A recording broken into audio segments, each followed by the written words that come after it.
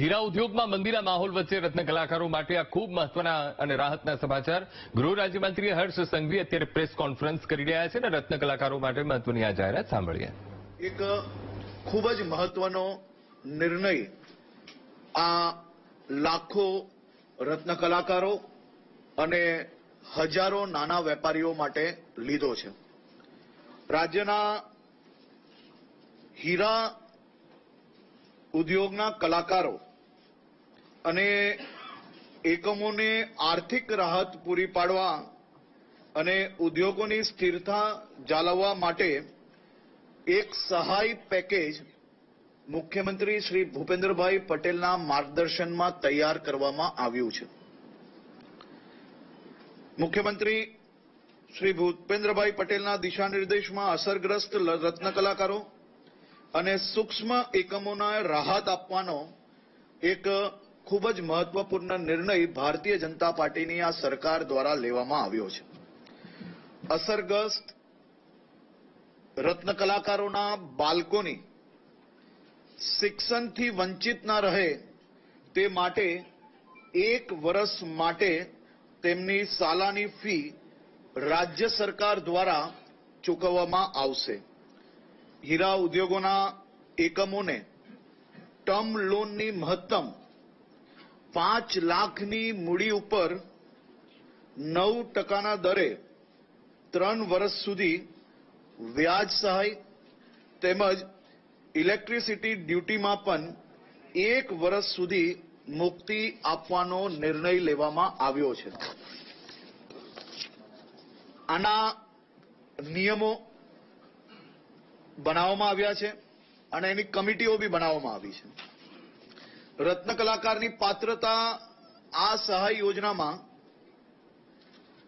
જે 31/3/2024 પછી જેમને કામ ના મળ્યું હોય, જેને નોકરી ના મળી હોય કે જેને હીરા કારખાનામાંથી છૂટા કરેલ હોય, આ પૂર્વેમાં એવા રત્ન કલાકારોએ ઓછામાં ઓછા 3 વર્ષ કોઈ પણ હીરાના કારખાનામાં કામગીરી કરી હોવી જોઈએ. હાલ હીરા ઉદ્યોગમાં રોજગારીથી વંચિત હોવો જોઈએ. રત્ન કલાકારની ઉંમર 21 વર્ષથી વધારે હોવી જોઈએ. રત્ન કલાકારોના બાળકોને 1 વર્ષ માટે ફીના 100% લેખે પ્રતિ બાળક ભરવામાં આવેલ સ્કૂલ ફી મહત્તમ 13,500ની મર્યાદામાં હોવી જોઈએ. જે કંઈ ફીઝ હશે એ ફીઝમાં 13,500 પ્રમાણે ડીબીટી એટલે કે ડાયરેક્ટ બેંક ટ્રાન્સફરના માધ્યમથી આપવામાં આવશે. જે આપણી આરટી યોજના છે તેમાં બી આપણે ડાયરેક્ટ આપતા હોઈએ છીએ, એ જ રીતે આમાં બી મદદ કરવામાં આવશે. જે એમએસએમઈની વ્યાખ્યામાં નાના ઉદ્યોગો એટલે કે જે ઉદ્યોગમાં જે કારખાનાઓમાં 2.5 કરોડથી ઓછાનું ઇન્વેસ્ટમેન્ટ એટલે કે મશીનરીનું ઇન્વેસ્ટમેન્ટ હોય અને એવા કારખાનાઓ જે કારખાનામાં 2022-23, 23-24 અને 24-25 હીરા ઉદ્યોગ સાથે સંકળાયેલા હોવા જોઈએ. એકમના વીજ વપરાશમાં ગત વર્ષે એટલે કે 2023-24માં જો 100 યુનિટ એની અગાઉ વાપરતા હોય અને એનો 25% ઘટાડો થયો હોય એવા એકમો આમાં લાભાર્થી બની શકશે. એકમો 31/3/2025 પહેલા જે આપણા ઉદ્યોગ વિભાગમાં જે રજીસ્ટ્રેશન હોય એવા એકમોને આમાં લાભ મળશે.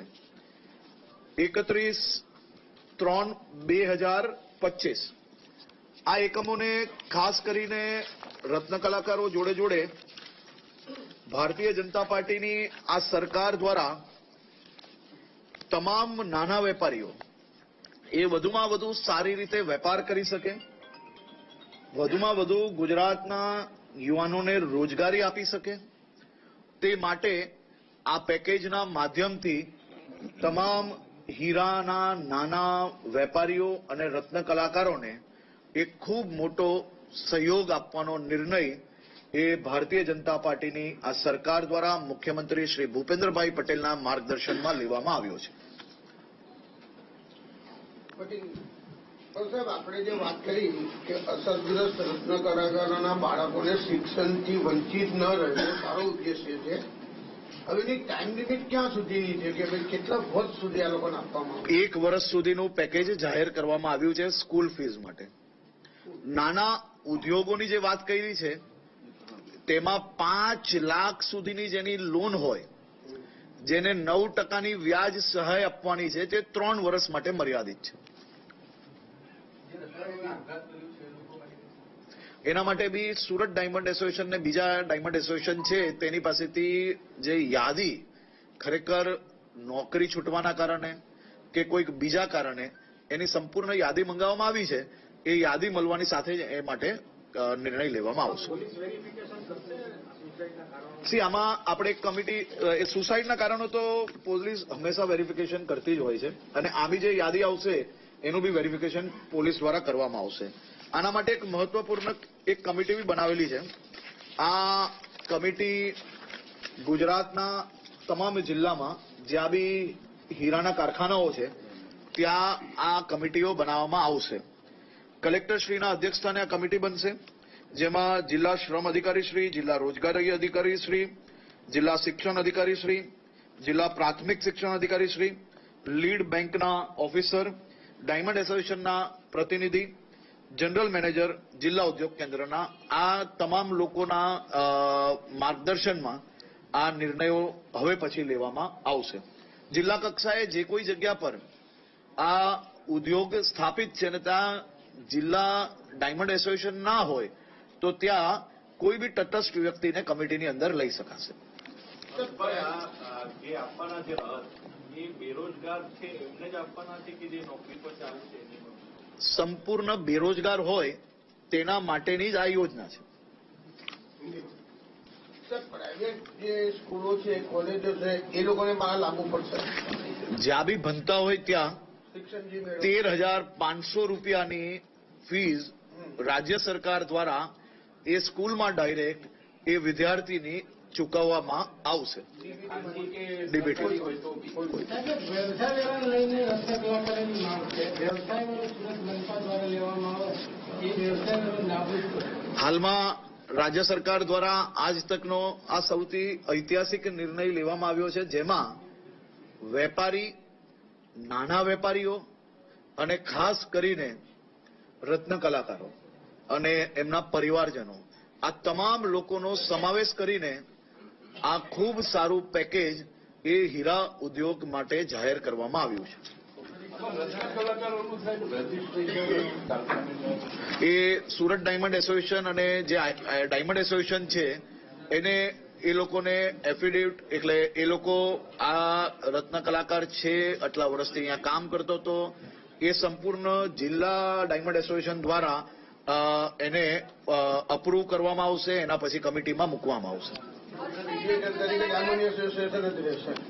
મીડિયેટર તરીકે ડાયમંડ એસોસિએશન ના, કોઈ મીડિયેટર તરીકે સંપૂર્ણ આની જે યોજના છે એની હમણાં પ્રેસ નોટ, એનું જે જીઆર છે એમાં તમામ નિયમો તમને લોકોને કોપી આપવામાં આવશે, જેના માધ્યમથી તમામ આ રત્ન કલાકારો છે એ સહાય લઈ શકશે. મેં તમને જેમ કહ્યું એમ આજ તકનો આ સૌથી મહત્વનો નિર્ણય છે. આપણો આશય એ રત્ન કલાકારોને સહયોગ કરવાનો છે અને રત્ન કલાકારોને સહયોગ કરવા માટે રાજ્ય સરકાર દ્વારા રત્ન કલાકારોના તમામ બાળકો જે પરિવારજનો છે એને સર્વપ્રથમ સહયોગ જે આપવાની વાત છે એ આના થકી ખૂબ મહત્વપૂર્ણ નિર્ણય થકી તમામ લોકોને